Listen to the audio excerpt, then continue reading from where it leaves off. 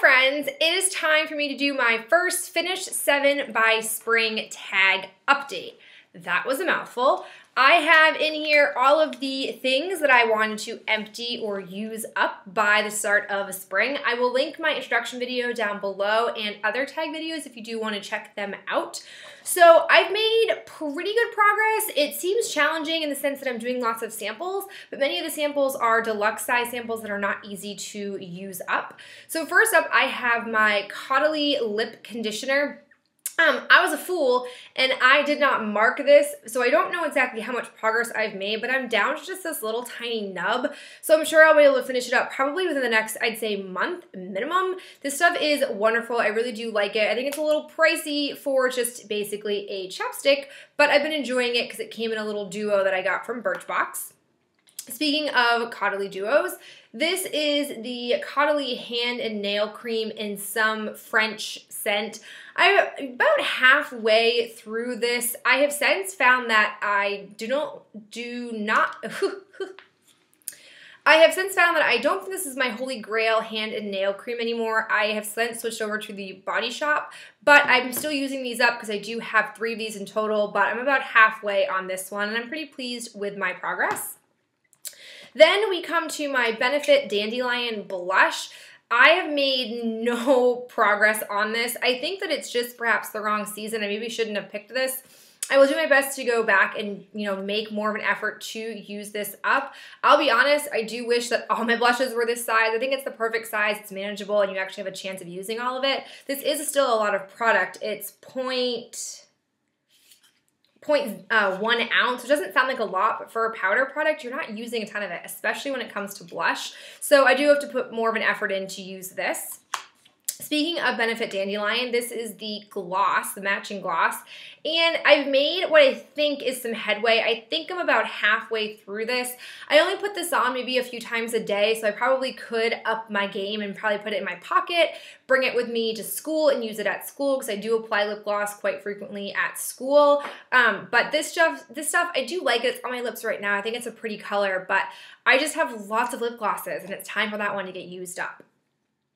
Now we come more to where I have made some actual progress, and that is with primers. I had a bunch of face primers to use up, lots of little samples, and I'm down now to the nitty-gritty of the collection. I used up my 5-second blur from Garnier. I like this stuff. This sample lasted me, surprisingly, almost an entire week, which was crazy. You do not need much of this, and it is quite effective. I used up 2 of the Lancome Le Base primers. This stuff is okay. I wouldn't necessarily want to ever explore having it in a full size. Then I have the POREfessional. I've used this before. I think it's just an okay primer. It's not necessarily something that I need. I think it's a little bit thick for my face. And I have to say that I'm almost to the end of the Cover FX Calming Primer Base. This stuff is nice as well, but if you use too much of it, it tends to peel a little bit off your face. You have to be careful and get just the right amount, but this is pleasant. I wouldn't necessarily want to purchase it, which leaves me with just a few bases left. I have the Korres or Korres. This is a pill pack primer, and I have this Smashbox Photo Finish primer. And then last up, I have this Verikos Ultra Matte Velvet Primer. I'm about halfway through this.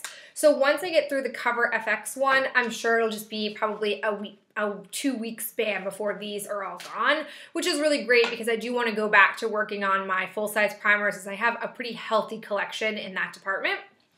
As far as eyeshadow primers go, I had 3. I have used up all of the anti-aging, and now I'm left with 2 Urban Decay primers. These are both in Sin. I have to say this one's a little bit more challenging for me to use because it is this beautiful gold color. I'll give you a quick swatch of it.